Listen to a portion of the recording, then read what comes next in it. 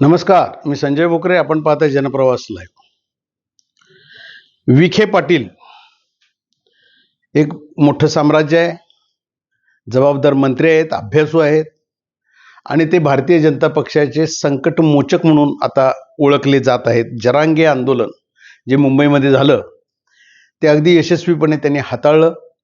जरांगे पाटलांना त्याच्यातनं त्यांनी चांगल्यापैकी ते GRचा निर्णय कळवला, सांगितला, स्टेजवर गेले आणि ते कसे संकटमोचक बनले हे सगळ्या महाराष्ट्रानं बघितलं. आणि जरांगे खुश व्हा म्हणजे जरांगे खुश झाले की आमच्या मनासारखं झालं म्हटले. आणि ते आता आपण पाहतोय. आत्ता आज विश्लेषणाचा मुद्दा आहे रोहित पवार. रोहित पवार हे आता आक्रमक झालेले दिसत आहेत आणि प्रफुल्ल पटेल आणि सुनील तटकरे यांना त्यांनी टार्गेट केलेलं आहे, ते दिसतंय. आता ते चौकशी चालू आहे. अजितदादांचा घातपात का अपघात हे सगळं होईल, चौकशी चालू आहे.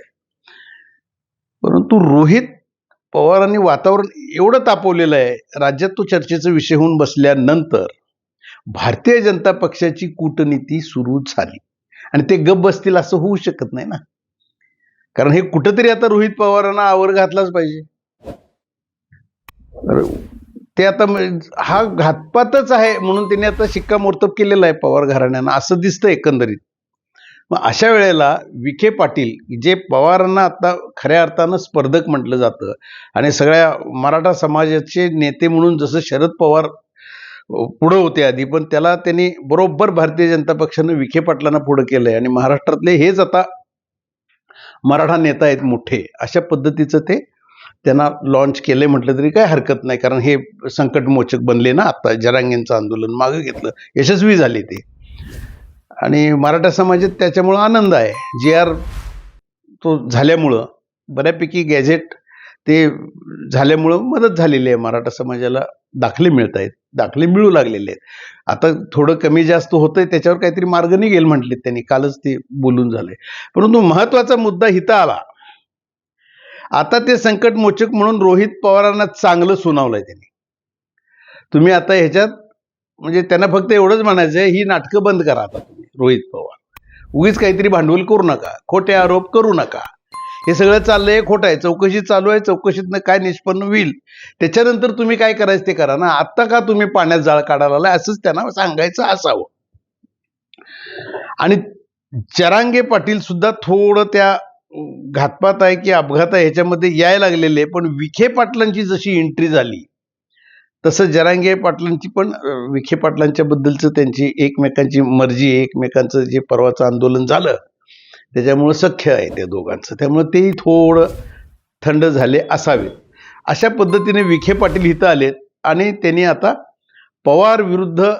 पवार घराणं विरुद्ध विखे पाटलांचं घराणं हे भारतीय जनता पक्षाची कूटनीती आता या रोहित पवारांच्या एकंदर प्रकरणामुळे आता हे आपल्याला बघायला मिळायला पाहिजे की ही कूटनीती आता कशी कुठंपर्यंत जाते आणि विखे पाटील किती आक्रमक होत आहेत.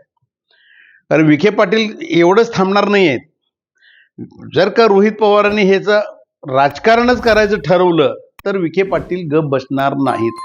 आणि प्रफुल्ल पटेल आणि तटकरे हे अजूनही बघा, तटकरेंची आज काल परवा सुद्धा एक प्रेस झाल्यानंतर भारतीय जनता पक्षाचे गोडवे गायला कुठेही कमी करत नाहीत ते.